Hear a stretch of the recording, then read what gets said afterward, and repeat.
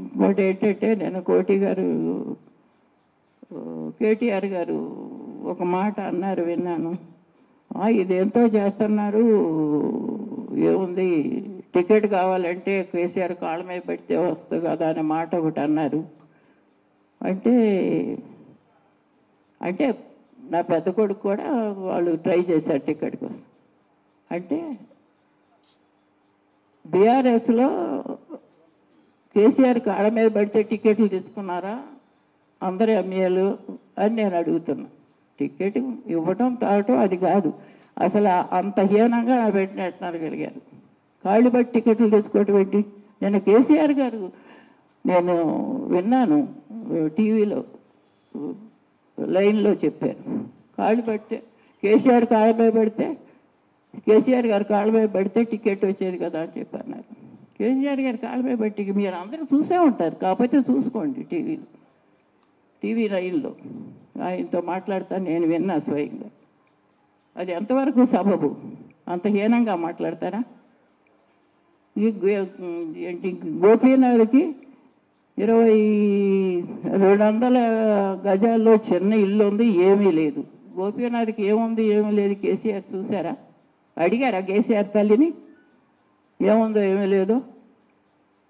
అంత హీనపరచడం అవసరం ఏమొచ్చింది కేటీఆర్కి? గోపీనాథ్కి ఉన్నది లేదు, డబ్బు ఏం అడిగారా? నాకు తెలియదు. అసెంబ్లీలో మాట్లాడితే మా ఫ్రెండ్స్ అందరూ నాకు ఫోన్లు చేసి ఏంటి అంత హీనంగా మాట్లాడుతున్నాడు, ఏంటి అంత హీనంగా మాట్లాడుతున్నాడు అని చెప్పి అడిగితే నేనేం సమాధానం చెప్పలేకపోయాను.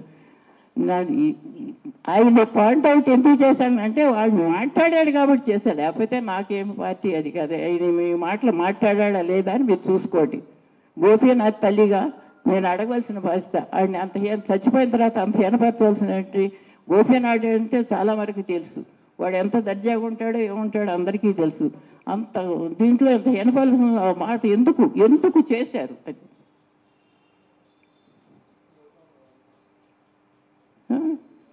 ఏమిటంటే ఆ రోజున నన్ను రావద్దు, గోపీనాథ్ హాస్పిటల్లో ఉన్నప్పుడు రావద్దు అని చెప్పినటువంటి లెటర్ చూసుకోండి. పేర్లు చూస్తామ్మ, తల్లి, అన్న, వదిన, అన్నపిల్లలు ఇద్దరు, ఇదే కదా మా కుటుంబం. వీళ్ళు హాస్పిటల్ రానివ్వద్దు ఎందుకు అన్నారు? అదే సుజాత ఎందుకు చెప్పినారు, సునీత ఎందుకు చెప్పింది ఆ మాట? ఏ రకంగా చెప్పింది, ఎవరు చెప్పించారు? లెటరు చెప్పటం కాదు, లెటరు చెప్పటం అయిపోయింది, చెప్పటం 20 ఏళ్ళ నుంచి చెప్తాను ఉంది. ఈ లెటర్ ఎందుకు? నా కొడుకు నాతో బాగానే ఉండేవాడు,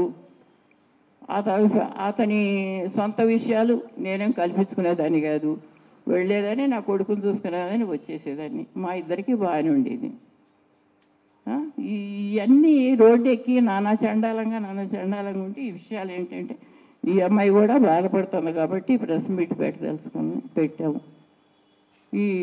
ఈ మాటలన్నీ కూడా విన్న మాట నాకు చాలా బాధ అనిపించింది. కాళ్ళు పట్టుకుంటూ ఇచ్చేవాడు కదా సీటు, కేసీఆర్ కాళ్ళు పట్టుకుని తెచ్చుకోవాల్సిన అవసరం ఎందుకు? ఎమ్మెల్యే పదవికి ఎవరైనా పట్టుకుంటారేమో కావాల్సినాడు. గోపీనాథ్ ఎప్పుడు కాళ్ళు పట్టుకుని తెచ్చుకోవాలా? వాడు పోరాడి తెచ్చుకున్నాడు. వాడి జీవితం 43 సంవత్సరాలు రాజకీయ జీవితం, 20 సంవత్సరాల నుంచి 63 సంవత్సరాల వరకు వాడు రాజకీయ జీవితం, రెండోది లేకుండా. అసలు ఏం చెప్పాలో కూడా నాకు తెలియట్లేదు. తప్పు ఒప్పులు చెప్తే అనుకోవద్దు, కాకపోతే జీవితం మాత్రం ఇది, పెళ్ళి ఇది ఇవన్నీ ఒట్టి.